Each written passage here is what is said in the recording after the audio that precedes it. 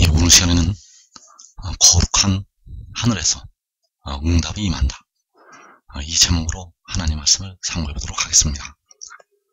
이제 하나님께서는 그 응답을 주시게 됩니다. 이 응답이 임하게 되면 이제 백성들은 이 응답을 통해서 영원히 살 수 있는 길이 열리게 됩니다. 이 응답을 통해서 이제 백성들이 무덤으로 들어가는 몸까지 살릴 수가 있는, 그 무덤으로 들어가는 몸까지 살 수가 있는 길이 이 응답을 통해서 열리게 되겠습니다. 그래서 거룩한 하늘에서 응답이 임한다. 이 제목으로 하나님의 말씀을 상고해 보도록 하겠습니다. 그래서 이 응답은 바로 그 기도를 통해서 임하게 됩니다. 응답이라는 것은 하나님 앞에 기도를 드릴 때 그 답으로 이 응답이 내리게 된다는 것. 그래서 그 말씀이 바로 시편 20편에 나타나 있습니다. 시편 20편 3절에서 내 모든 소재를 기억하시며 내 번제를 받아주시기를 원하노라. 내 마음의 소원대로 허락하시고 내 모든 계획을 이루어 주시기를 원하노라. 여기에서 내 모든 소재, 내 번제, 내 마음의 소원. 여기서 소재나 번제나 이 마음의 소원이 바로 하나님께 드려지는 기도의 제사가 되겠습니다. 여기서 소재나 번제나 그 마음의 소원은 그 짐승을 들여서 그 짐승으로 제사를 드리는 것이 아니라 바로 산 제사가 되겠고, 바로 하나님 앞에 드려지는 온전한 기도의 제물이 된다는 것. 그래서 이 마음의 소원을 허락을 하시고 이루어 주시는 것. 내 마음의 소원대로 허락하시고 내 모든 계획을 이루어 주시기를 원하노라. 이것이 바로 응답이 되겠습니다. 내 마음의 소원대로 허락하시고 내 모든 계획을 이루어 주시기를 원하노라. 이것이 바로 응답이라는 것. 그래서 1절에서 환난 날에 여호와께서 내게 응답하시고 야곱의 하나님의 이름이 너를 높이 드시며 성소에서 너를 도와주시고 시온에서 너를 붙드시며. 여기서 내게 응답하시고 너를 높이 드시고 너를 도와주시고 너를 붙드시고, 여기서 내게 응답을 하신다는 것이 바로 그 기름 부음을 받은 자에게 응답을 하신다는 말씀이 되겠습니다. 여호와께서 내게 응답을 하신다는 것은 바로 기름 부음을 받은 자에게 응답을 하신다는 것. 성소에서 너를 도와주신다는 것은 바로 그 기름 부음 받은 자를 도와주신다는 것을 말씀을 하고 있습니다. 그래서 기름 부음 받은 자, 그 기름 부음을 받은 자가 둘이 있습니다. 그 성경에서 백성들의 속전을 지불을 하는 존재가 둘이 있다는 것.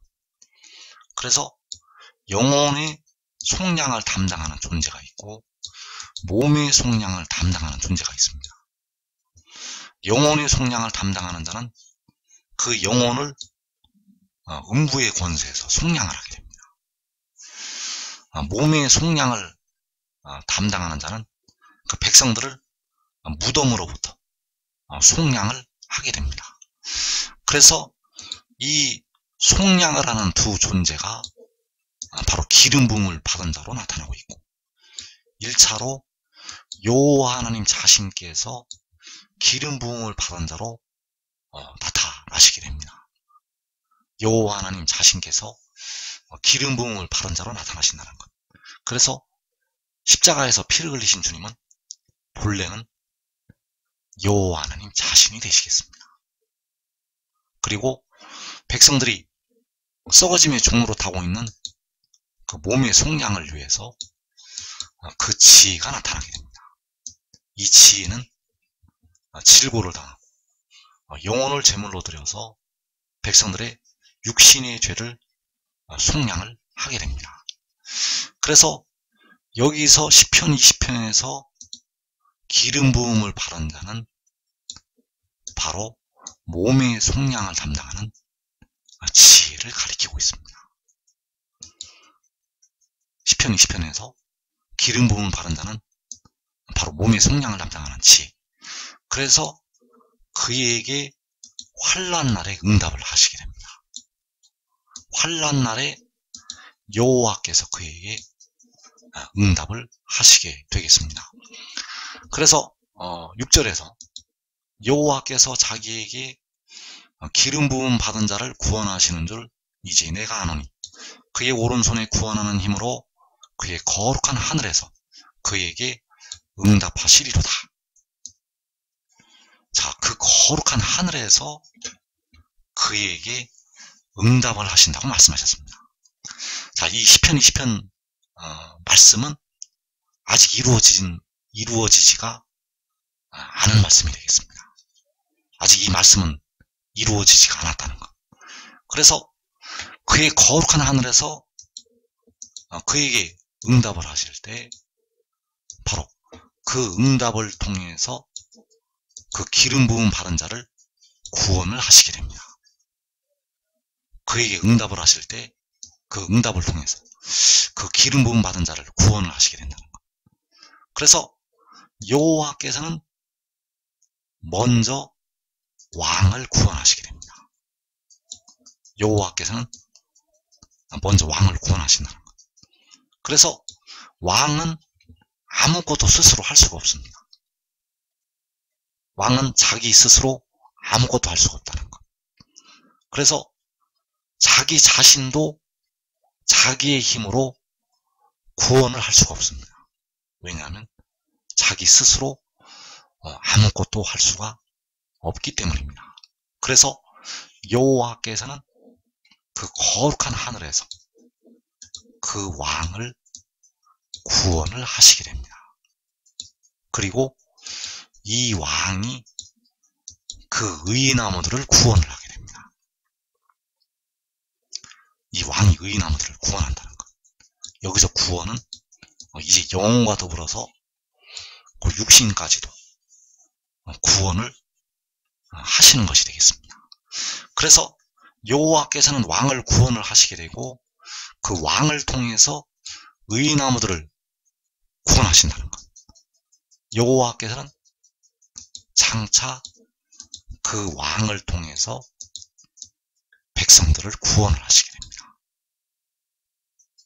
여호와께서는 오직 이제 장차 왕을 통해서 백성들을 구원을 하시게 되겠습니다. 그래서 시편 118편 18절에서 여호와께서 나를 아프게 징계하셨으나 죽음에는 넘기지 아니하셨도다. 내게 의의 문들을 열지어다. 내가 그리로 들어가서 여호와께 감사하리로다. 이는 여호와의 문이라 의인들이 그리로 들어가리로다. 주께서 내게 응답하시고 나의 구원이 되셨으니 내가 주께 감사하리이다.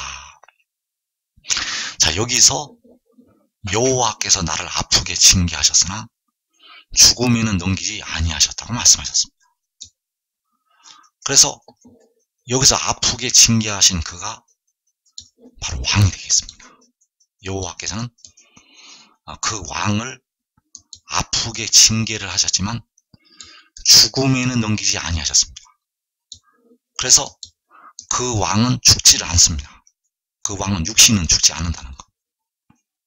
여호와께서는 그 영혼을 죽음에 넘기시게 되고 그러나 그 육신을 죽음에는 넘기지 아니하십니다.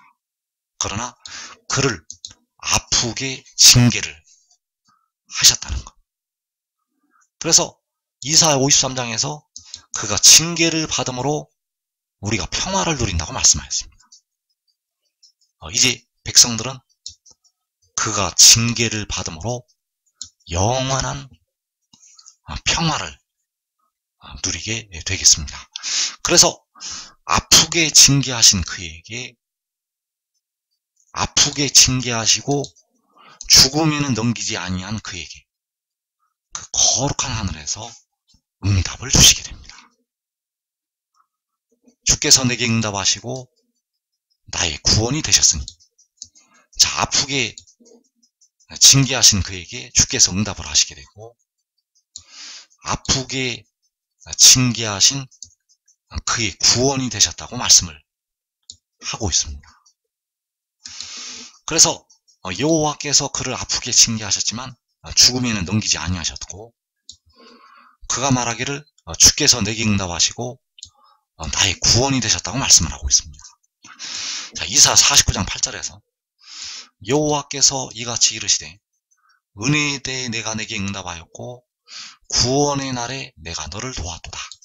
내가 장차 너를 보호하여 너를 백성의 언약으로 삼으며 나라를 일으켜 그들에게 그 황망했던 땅을 기업으로 상속하게 하리라. 자, 여호와께서 장차 아프게 징계하셨던 그를 보호하셔서 아프게 징계하셨던 그를 백성의 언약으로 삼으시게 됩니다. 자, 여호와께서는 아프게 징계하셨던 그를 통해서 나라를 일으키시게 됩니다. 이제 이 나라가 망하기 때문에 이 쓰러지고 망한 나라를 아프게 징계하셨던 그를 통해서 일으키시게 됩니다. 그래서 그들에게, 바로 그 백성들에게 아프게 징계하셨던 그를 통해서 그 황무했던 땅을 기업으로 상속하게 하신다는 것. 그 황무했던 땅이 바로 이제 그 독수리의, 큰 독수리의 두 날개를 받아서 가는 광야 자기 곳이 되겠고, 광야 자기 곳, 왜 자기 곳인가 하면 기업으로 주시기 때문에 그 백성들의 자기 곳이 되어진다는 사실입니다. 그래서 아프게 징계하셨던 그를 통해서 나라를 일으키시게 되고, 그 백성들에게 그 황무했던 땅을 기업으로 상속하게 하신다는 것. 그래서 그 백성들에게 그 복을 주시기 전에 먼저 그에게 하나님께서 응답을 주시게 됩니다. 그래서 여기서 내게 응답을 하였다는 것이 시편 118편에서 주께서 내게 응답을 하신다는 말씀이 되겠고, 구원의 날에 내가 너를 도왔다는 것이 바로 시편 118편에서 나의 구원이 되셨다는 이 말씀이 되겠습니다. 요 하나님의 입장에서는 응답을 하시고 너를 도와주시는 것이 되겠고, 그의 입장에서는 내게 응답을 하시고 나의 구원이 되신다는 이 말씀이 되겠습니다. 그래서 은혜에 대해 내가 내게 응답하였고, 자, 이 말씀이 바로 시편 20편에서 환난 날에 여호와께서 내게 응답을 하신다는 말씀이 되겠습니다. 그리고 구원의 날에 내가 너를 도왔다는 이 말씀이 바로 시편 20편에서 성소에서 너를 도와주신다는 이 말씀이 되겠습니다. 그래서 이 말씀이 다 같은 뜻으로 이 말씀이 쓰여졌습니다. 이사 49장 8절과 시편 118편 21절과 시편 20편 1절의 말씀이 다 같은 뜻이라는 것. 그러나 여기서 말씀하는 그 주체가 다 다른 존재가 되어진다는 사실입니다. 자, 여호와께서는 백성들의 영혼을 피로 사시는 우리 주님이 되시겠고, 자, 그 주님께서, 여호와께서 내가 내게 응답하였고 구원의 날에 내가 너를 도왔다고 말씀하시고 있습니다.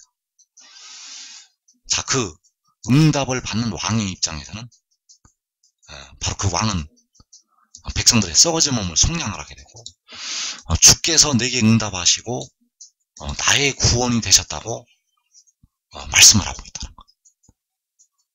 역시 시편 20편에서는 바로 그 의인나무들의 입장에서, 또 24장로, 바로 주 안에도 죽은 우리 형제들의 입장에서 이 말씀이 기록이 된 것이 되겠습니다. 왜냐하면 그들은 이 몸의 속량을 담당하는 그 왕의 비밀을 알고 있기 때문입니다.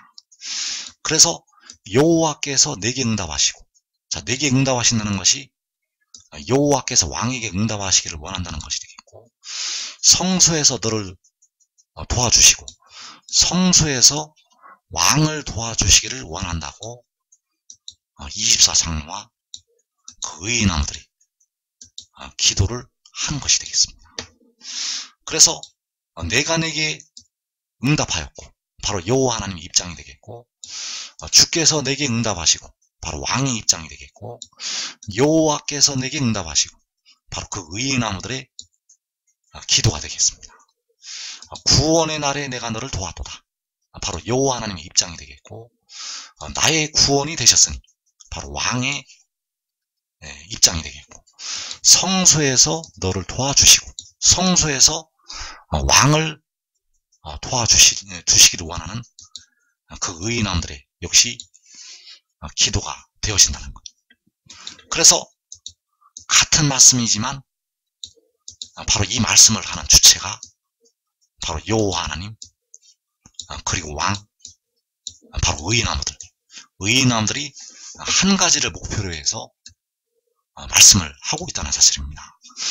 그래서 그 응답이 임할 때 그 거룩한 하늘에서 그 왕에게 그 몸의 속량을 담당하는 지혜에게 응답을 주시게 됩니다. 6절에서 여호와께서 자기에게 기름 부음 받은 자를 구원하시는 줄 이제 내가 아노니 그의 오른손에 구원하는 힘으로 그의 거룩한 하늘에서 그에게 응답하시리로다. 그래서 그의 거룩한 하늘에서 그에게 응답하시는 것은 아직까지 이루어지지가 않았습니다. 아직까지 이루어지지 않았다는 것. 이 응답은 환난 날에 임하게 됩니다. 그 계시록 6장에서 4분의 1이 죽임을 당하는 환난 중에 이 응답이 그에게 거룩한 하늘에서 임하게 됩니다. 그래서 그에게 응답을 하시기 위해서 여호와께서 하늘에 나타나시게 됩니다. 그에게 응답하시기 위해서 여호와께서 하늘에 나타나신다는 것. 그래서 이때를 가리켜서 장차 오실 이라고 말씀을 하신 것이 되겠습니다. 여호와께서 그에게 응답을 주시기 위해서 하늘에 오신다는 것. 그래서 계시록 1장 7절과 8절에서 구름을 타고 오신다는 말씀이 있고, 장차 올 자요 전능한 자라는 말씀이 있습니다. 자, 여기서 오시는 것은 다른 때에 오시게 됩니다. 여기서 하나님께서 오시는 것은 다른 때가 된다는 것. 같은 때에 오시지 않습니다. 같은 분이신데 같은 때에 오시는 것을 말씀하신 것이 아니라 다른 때에 오신다는 것. 다른 때에 오시지만 같이 이어서 같이 붙여서 말씀을 해놓았습니다. 자, 7절에서 볼지어다 그가 구름을 타고 오시리라. 각 사람의 눈이 그를 보겠고 그를 찌른 자들도 볼 것이요 땅에 있는 모든 족속이 그로 말미암아 애곡하리니 그러하리라. 아멘. 자, 8절에서 주 하나님이 이르시되 나는 알파 오메가라. 이제도 있고 전에도 있었고 장차 올 자요 전능한 자라 하시더라. 자, 여기에서 주 하나님께서 나는 알파와 오메가라고 말씀을 하시고 있습니다. 여호와께서는 태초에 지혜를 낳으셨고 마지막에 오메가에 그 지혜를 하늘로부터 땅으로 뿌리시게 됩니다. 그래서 태초에 그 지혜를 통해서 천지만물을 창조하셨고 마지막도 그 지혜를 통해서 마지막을 이루시게 됩니다. 그래서 나는 알파와 오메가라고 말씀을 하신 것이 바로 이제 여호와께서 그 지혜를 통해서 마지막을 이루실 것을 말씀을 하신 것이 되겠고, 그래서 장차 올 자라는 것은 이제 그 지혜에게 응답을 주시기 위해서 오시는 것을 말씀을 하고 있다는 것. 그래서 여호와께서는 8절에서 먼저 오시게 됩니다. 여호와께서는 8절에서 먼저 오신다는 것.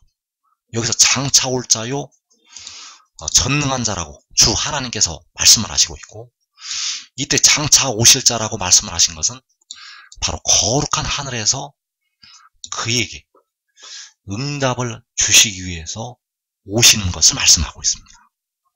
거룩한 하늘에서 그에게 응답을 주시기 위해서 오실 것을 말씀하셨다는 것. 7절에서 땅에 있는 모든 족속이 구름을 타고 오시는 주님을 볼 때, 이 말씀은 장차 올 자요 전능한 자가 오시는 것보다 뒤에 나타나시게 됩니다.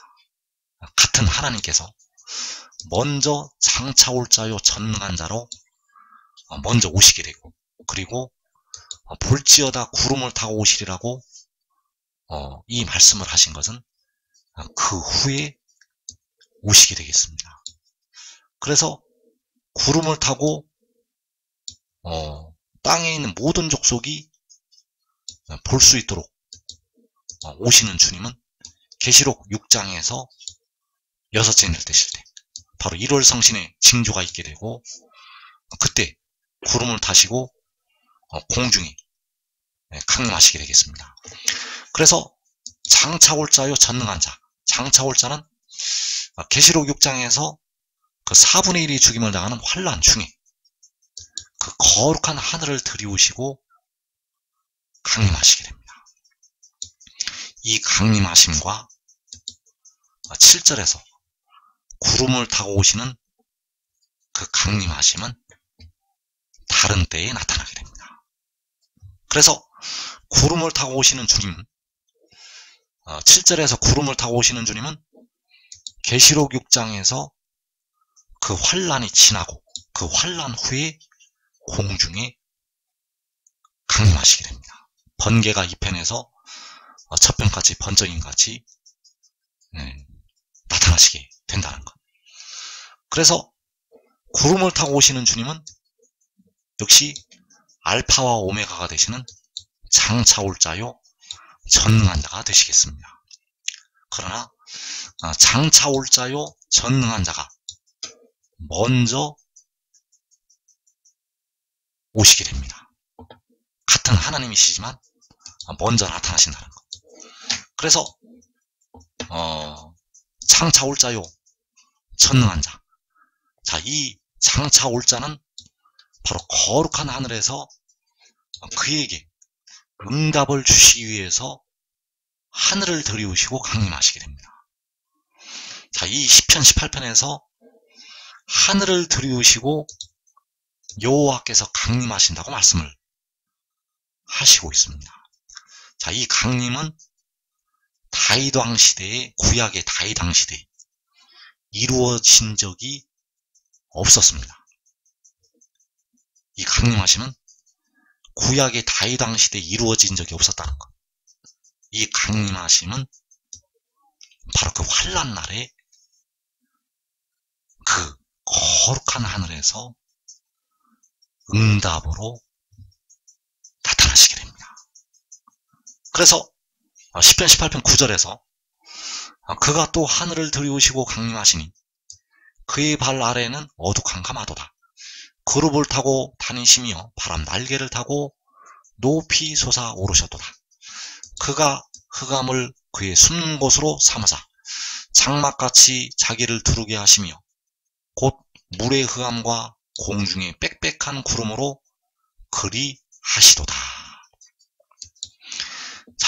여기서 나타나실 때는 흑암을 그 숨는 곳으로 삼으신다고 말씀하셨습니다.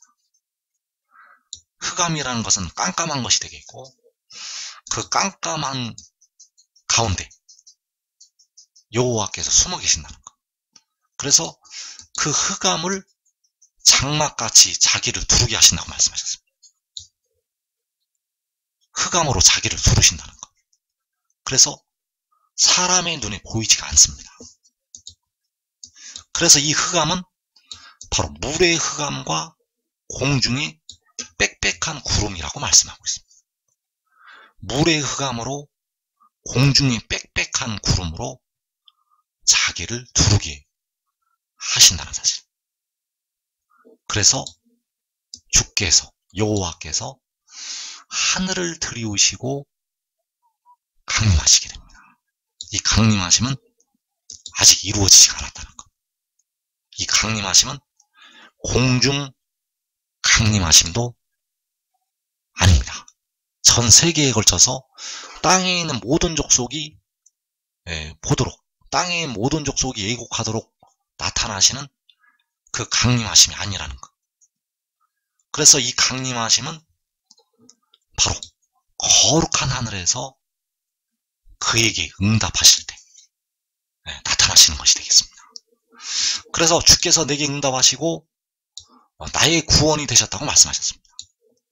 은혜에 대해 내가 내게 응답하였고 구원의 날에 내가 너를 도왔도다.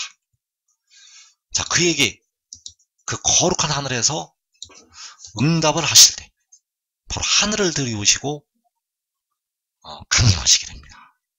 그래서 그 하늘은 전 세계적인 하늘이 아니라 바로 해 도는 데에 있는 작은 성읍 위에 있는 그 하늘에 하늘을 들이우시고 여호와께서 강림하시게 됩니다. 그 해 도는 데에 있는 작은 성읍의 산들의 터가 진동을 하게 되고 그 하늘에 그 하늘을 들이우시고 여호와께서 강림하시게 됩니다. 그래서 이때 강림하시는 것은 세계적으로 강림하시는 것이 아닙니다. 이때 강림하시는 것은 세계적으로 임하시는 강림이 아니라 바로 그 인자가 있는 백성들의 몸의 속량을 담당하는 그 지혜가 있는 그곳 그 하늘 위에 강림하신다는 것. 그래서 시편 18편 50절에서 여호와께서 그 왕에게 큰 구원을 주시며 기름 부은 바른 자에게 인자를 베푸시며 영원토록 다윗과 그 후손에게로다. 자, 여기에서 여호와께서 그 왕에게 큰 구원을 주신다고 말씀하셨습니다. 이 큰 구원이 주께서 그에게 주시는 응답이 되겠고 주께서 나의 구원이 되셨다고 말씀을 하시는 구원이 되겠습니다. 그래서 여호와께서 그 왕에게 큰 구원을 주시게 되고 기름 부음 받은 자에게 인자를 베푸신다고 말씀하셨습니다. 그래서 주의 인자는 커서 하늘에 미치게 되고 주의 진리는 궁창에 이른다고 말씀을 하고 있습니다. 이 큰 구원을 백성들의 몸의 속량을 담당하는 그 왕에게 바로 바다와 땅을 밟고 서 있는 그 천사에게 그 구름에 있는 무지개의 형상을 가진 그 천사에게 이 큰 구원을 주시게 됩니다. 그래서 여기서 다윗은 구약의 다윗 왕을 가리키는 것이 아니라 바로 유다 지파의 사자 다윗의 뿔이라고 말씀을 할 때 그 유다 지파의 사자 다윗을 가리키고 있습니다. 자, 뿌리가 되시는 주님께로부터 도달하는 것이 있습니다. 뿌리가 되시는 죽임을 당하신 어린 양, 그분이 바로 알파와 오메가가 되시는 여호와 하나님이 되시겠고 여호와께로부터 바로 유다 지파의 사자 다윗이 도달하게 됩니다.